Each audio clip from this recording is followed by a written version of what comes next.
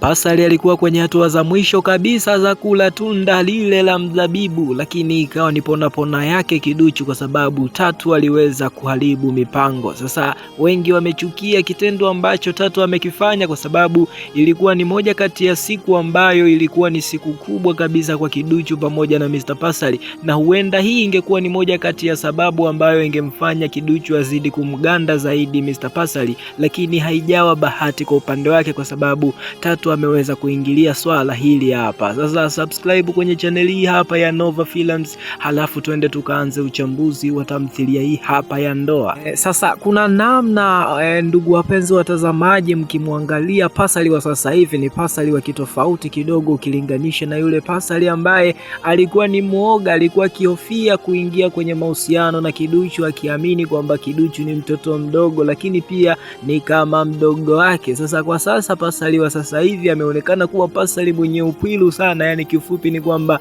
ana hamu na kiduchu pasipo na maelezo. Nafikiri kwamba kitu ambacho kinamfanya kwa sasa Mr. Pasali ashindwe kuzificha hisia zake kwa kiduchu ni kutokana na kwamba amemisi sana uwepo wa mtu ambaye anaitwa mwanamke, yani kiumbe ambacho kinaitwa mwanamke kikiwa karibu na mwanaume, lazima mwanaume atapata hisia fulani hivi. Sasa pindi ambapo ama mara baada ya mke wake Lydia kuweza kuondoka mahala hapo, kumeweza kukawa sababu ya Mr. Pasali kuanza kufikiria masuala yanayoitwa mahusiano. Sasa ukaribu wa kiduchu kwa sasa na Mr. Pasali, nafikiri kwamba unaweza ukamfanya Mr. Pasali awaze kufunga ndoa tena, yani aweze kuoa tena kwa mara nyingine.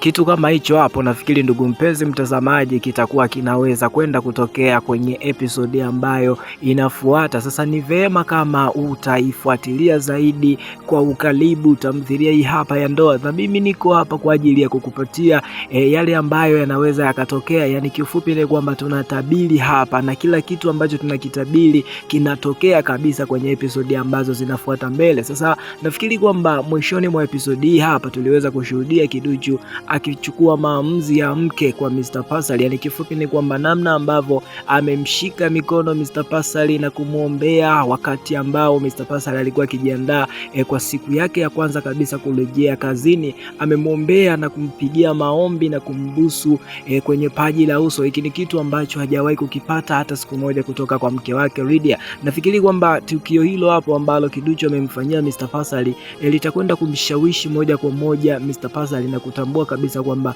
hatakiwi kuwa peke yake, yani hatakiwi kuishi peke yake, anatakiwa kumtafuta mtu ambaye atakuwa anamsaidia kumfungia tai, lakini pia anatakiwa kumtafuta mtu ambaye atakuwa mama wa watoto wake. Nafikiri kwamba tayari kiduchu amepata hiyo nafasi kwenye moyo wa Mr. Pasali. Hili halina kipingamizi ndugu mpenzi mtazamaji, na mipango ya Tatu kwa sasa itakwenda kufeli, kwa sababu tayari kiduchu ameteka hisia za Mr. Pasali. Yani kifupi ni kwamba kama ni asilimia kiduchu amechukua zake 80 na Tatu anazo 20.